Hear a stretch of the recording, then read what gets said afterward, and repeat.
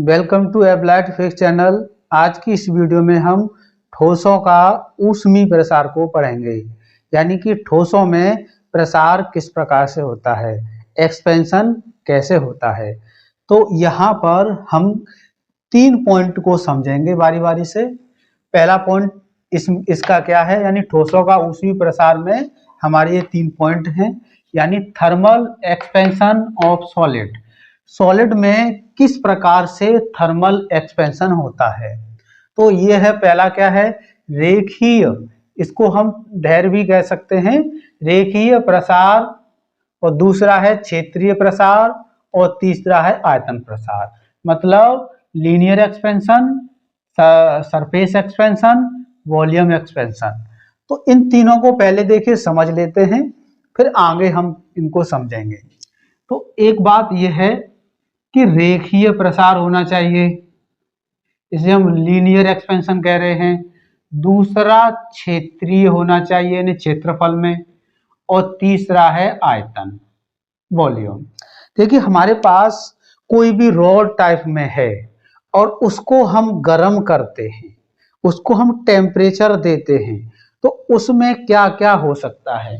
देखिए जैसे हमारे पास एक ये रॉड टाइप में है छड़, अब इसको हम गर्म करते हैं। जैसे ही इसको हम गर्म करेंगे तो इसकी लंबाई यदि बढ़ रही है, पहले लंबाई मान लीजिए इसकी है 50 सेंटीमीटर है, अब जैसे ही हमने इसको गर्म किया तो 51 सेंटीमीटर बढ़ गई। तो जितनी इसकी लंबाई बढ़ी है, इसका मतलब लंबाई में प्रसार हो गया, लंबाई बढ़ गई, तो उसे हम लीनियर कहते हैं, रेखीय प्रसार कहेंगे। दूसरा क्या है, क्षेत्रीय प्रसार। अब देखो ये रॉड है, रॉड के साथ साथ इसमें लंबाई तो बढ़ ही रही है, साथ ही साथ इसका क्षेत्रफल भी बढ़ता है। देखो ये रॉड टाइप में ना हो करके मान लीजिए कोई इस टाइप में हो, जैसे कि ये हमारे पास डस्टर है, तो ये कोई लोहा सॉलिड टाइप में हो, तो इसकी लंबाई और चौड़ाई, जैसे ही हम इसको गर्म करेंगे तो हमें ये पता है कि किसी भी सॉलिड के अंदर छोटे छोटे मॉलिक्यूल, परमाणुओं और अणुओं से मिलकर ये बना होता है सॉलिड, आपस में जुड़ते हैं सॉलिड में अणु और परमाणु, तो उस प्रकार से हमारा सॉलिड बनता है। तो इसके अंदर के जो अणु हैं वो एक दूसरे से दूर हटते हैं एनर्जी पा करके, यानी हीट को ग्रहण करके इसके मॉलिक्यूल अणुओं की दूरी आपस में दूर होती चली जाती है। तो जैसे ही दूर होगी, दूर होते होते इसकी लंबाई भी बढ़ेगी, चौड़ाई भी बढ़ेगी। लंबाई और चौड़ाई दोनों बढ़ गई, इसका मतलब क्षेत्रफल में प्रसार हो गया, उसको हम कहेंगे क्षेत्रीय प्रसार, यानी कि सरफेस एक्सपेंशन। अब देखिए तीसरा क्या है, आयतन। इसमें वॉल्यूम की बात कही गई है। तो अब इस तरह की कंडीशन हो कि लंबाई में भी वृद्धि हो, चौड़ाई में भी हो, साथ ही साथ इसकी ऊंचाई या इसकी मोटाई में भी वृद्धि हो, तो लंबाई, चौड़ाई, ऊंचाई तीनों से बनता है वॉल्यूम, यानी कि वो वस्तु कुछ ज्यादा जगह घेर कर चलेगी तो उसका आयतन बढ़ जाएगा, यानी वॉल्यूम बढ़ेगा, तो उसको कहेंगे आयतन प्रसार गुणांक, मतलब वॉल्यूम एक्सपेंशन। तो 3 पॉइंट पे हम चर्चा करेंगे। अब इसको डिटेल में समझने के लिए रेखीय प्रसार को हमने एक डायग्राम बनाया है, इससे हम बहुत आसानी से समझ सकते हैं। तो देखो इसमें क्या है, यहां लगा हुआ है एक गोलाई मापी स्फेरोमीटर। स्फेरोमीटर से हम क्या कर सकते हैं कि इस छड़ की, ये हमारे पास छड़ है, इस छड़ की यदि लंबाई बढ़ती है तो यहां पर हम नोट कर सकते हैं कितनी लंबाई बढ़ी है। तो देखो सिस्टम क्या बनाया हुआ है कि यहाँ पर ये टेम्परेचर है, तापमापी है, टेम्परेचर को नापने के लिए है। यहां से हमने कुछ गैस, एक प्रकार से हम स्टीम यानी कि भाप भेजते हैं, यानी कि वाष्प के रूप में, तो उसका टेम्परेचर ज्यादा होता है। तो जैसे ही इसमें से वाष्प प्रवेश करेगी तो वो वाष्प इसमें कहाँ जाएगी, ये हमारी इस छड़, इसमें खाली जगह है, तो इस जो छड़ है इसके अंदर जो रॉड है, इसके चारों ओर स्टीम आ जाएगी, भाप आ जाएगी। वो भाप गर्म है तो इस छड़ को कर देगी गर्म, मतलब इस छड़ का टेम्परेचर बढ़ जाएगा। और टेम्परेचर बढ़ने से इसके अंदर के जो मॉलिक्यूल अणु हैं उनको एनर्जी मिलेगी, ऊष्मा मिलेगी, हीट मिलेगी, और वो हीट को लेकर के कुछ दूर हटने का प्रयास करेंगे। और जैसे ही दूर हटेंगे तो इसकी लंबाई कुछ बढ़ जाएगी। अब ये यहां से हमारी वाष्प प्रवेश कर रही है और वो यहां से बाहर निकल जाएगी। तो इस प्रकार से हम क्या करेंगे, गोलाई मीटर से क्या करेंगे, पहले इसकी छड़ की लंबाई कितनी थी वो नोट करेंगे। उसके बाद टेम्परेचर बढ़ाने के बाद इसकी लंबाई कितनी हो गई वो दोनों को नोट कर लेंगे यहाँ पर, और पता चल जाएगा कि लंबाई में कितनी वृद्धि हुई है। ठीक, ये हो गया हमारा फिगर का मतलब, यानी इस प्रकार से प्रैक्टिकली हम कर सकते हैं। तो अब देखिए हम तीनों पॉइंट को अब समझेंगे। रेखीय प्रसार गुणांक, इसको हम कहते हैं अल्फा। क्षेत्रीय प्रसार गुणांक, इसको कहते हैं बीटा। आयतन प्रसार गुणांक, इसको कहते हैं गामा। यानी अल्फा, बीटा, गामा, इनको समझेंगे। कोएफिशिएंट ऑफ लीनियर एक्सपेंशन को समझेंगे, वो अल्फा है। तो इसमें हमने एक डेफिनेशन लिखी है और पहली हेडिंग की डेफिनेशन है। ये किस प्रकार से आई है वो भी हम अभी निकालेंगे। तो देखिए अब समझते हैं पॉइंट के अनुसार। देखो यहां हम बात करेंगे लंबाई में वृद्धि, यानी लंबाई में वृद्धि का मतलब है कि लंबाई कितनी बढ़ गई पहले से। तो लंबाई को एल कहा जाता है और लंबाई में वृद्धि हो तो उसे डेल्टा एल लिखते हैं। एक बात का हमें इसमें ध्यान रखना है कि जो लंबाई जो वृद्धि है, यानी इसमें लंबाई कब कब ज्यादा बढ़ेगी। देखिए हमारे पास एक इतनी बड़ी छड़ है, यदि हम इसको गर्म करते हैं तो इसकी लंबाई बढ़ेगी ऊपर नीचे, लेकिन इस छड़ की लंबाई तो बढ़ ही रही है तो वो लंबाई में वृद्धि हुई। अब इस छड़ के अलावा हम कुछ और बड़ी छड़ ले लें, यानी जिसकी लंबाई और ज्यादा हो, उसको गर्म करेंगे तो उसकी लंबाई इसकी अपेक्षा ज्यादा बढ़ेगी। तो इसका मतलब क्या है कि लंबाई में वृद्धि जो होती है वो डायरेक्टली प्रोपोर्शनल है उसकी प्रारंभिक लंबाई के।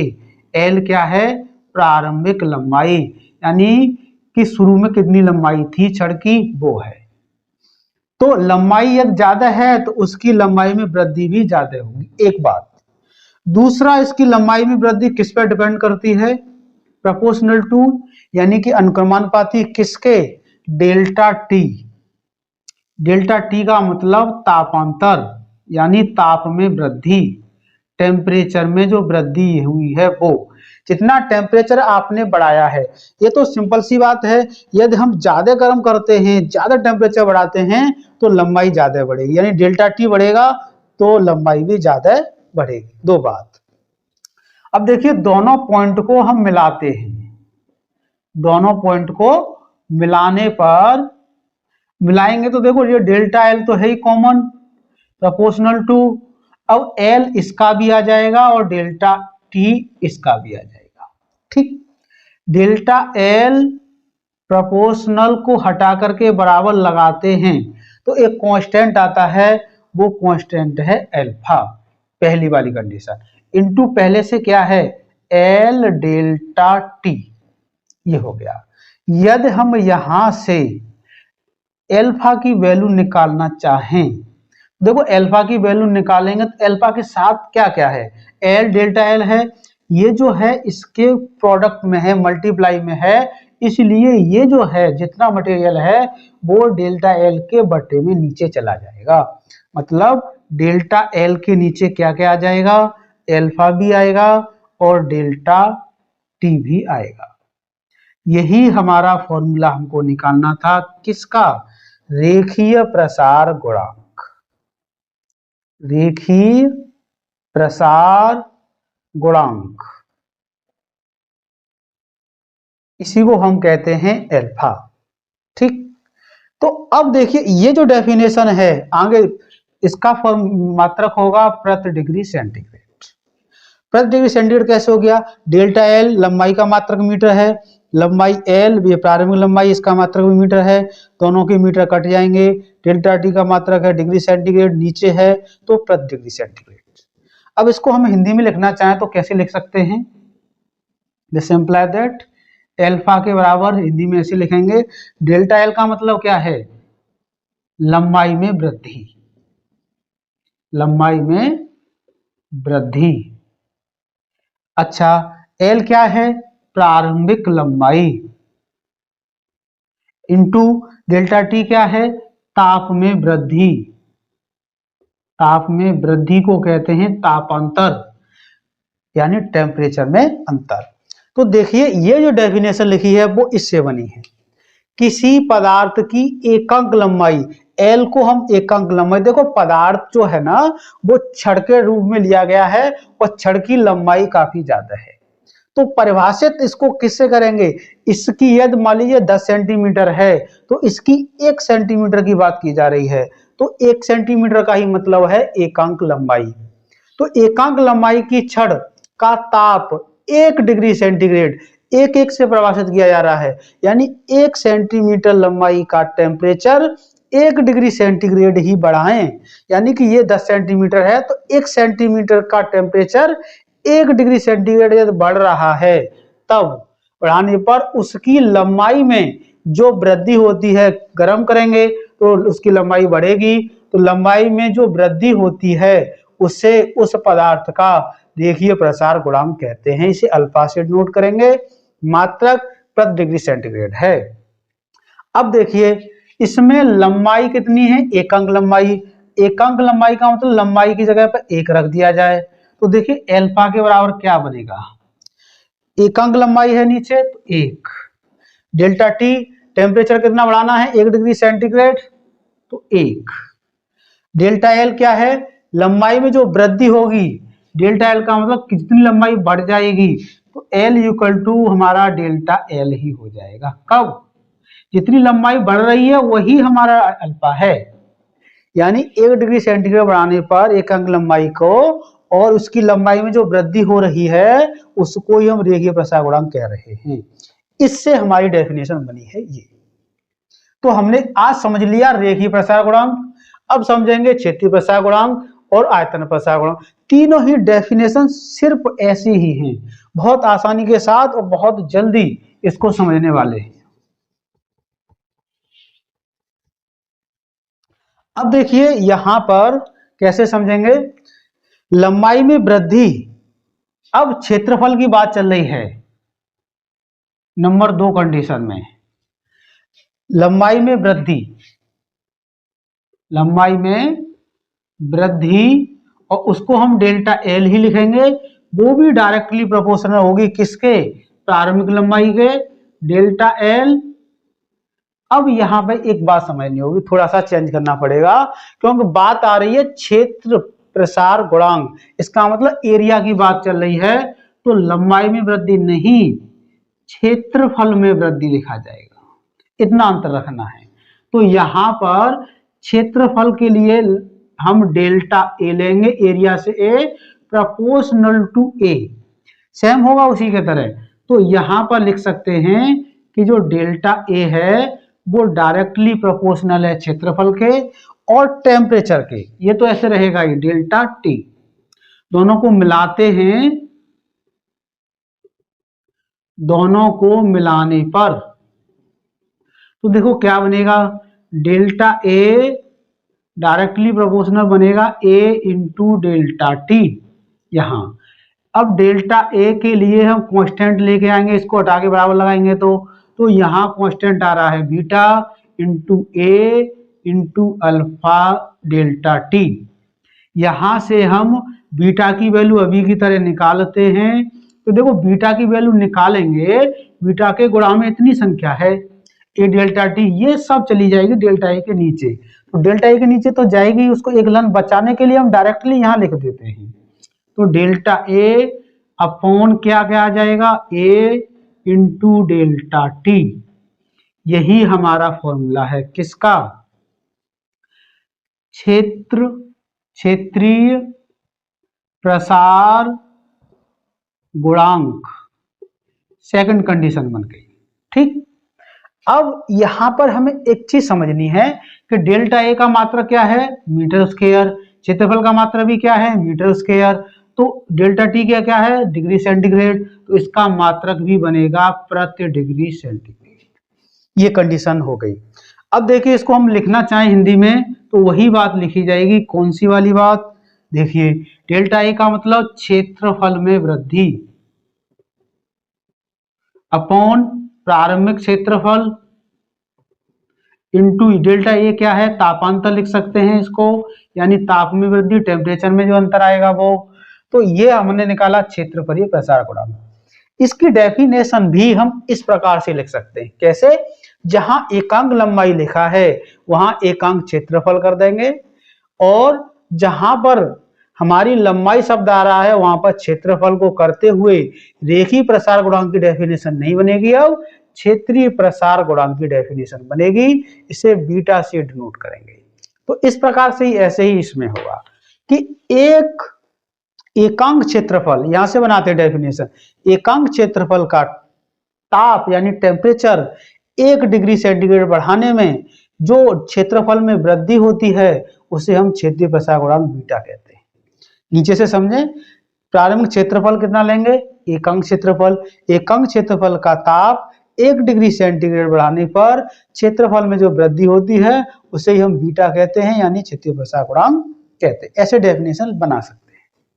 अब तीसरा पॉइंट रह गया है, उसको भी हम बहुत जल्दी समझ लेते हैं। अब देखिए तीसरा पॉइंट अभी समझते हैं यहां पर।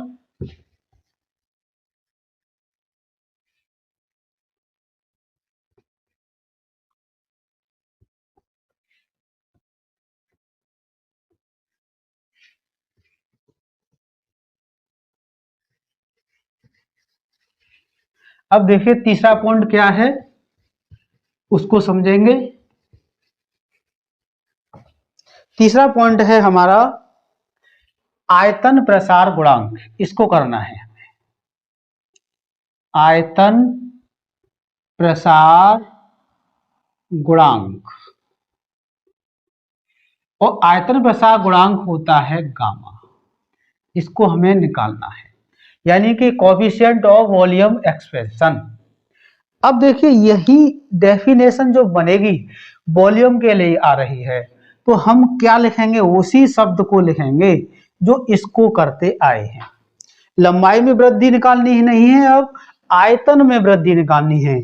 तो हम क्या लिखेंगे कि आयतन में जो वृद्धि है वो आयतन वृद्धि को हम भी लिखेंगे, वॉल्यूम को भी लिखते हैं, वो अनुक्रमानुपाती है, प्रोपोर्शनल है किसके, आयतन क्या है, हाँ प्रारंभिक आयतन जो होगा वो। ठीक, यहाँ पे सॉलिड में आयतन तब लेते हैं जब लंबाई, चौड़ाई, ऊंचाई या मोटाई की बात की जा रही हो, और डेल्टा भी किसके डायरेक्टली प्रोपोर्शनल होगा, टेम्परेचर। ठीक है, क्योंकि टेम्परेचर बढ़ेगा तो आयतन बढ़ेगा, क्योंकि दूर दूर होंगे। तो जो दोनों को मिलाते हैं, चलिए हम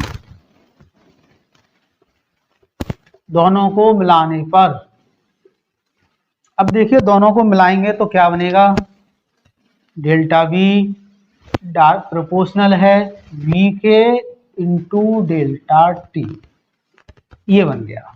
ठीक, डेल्टा वी इसको हम हटा के जब बराबर का लगाएंगे, इक्वल लगाएंगे, तो एक कांस्टेंट आएगा, यहाँ कांस्टेंट आएगा gamma into we delta T.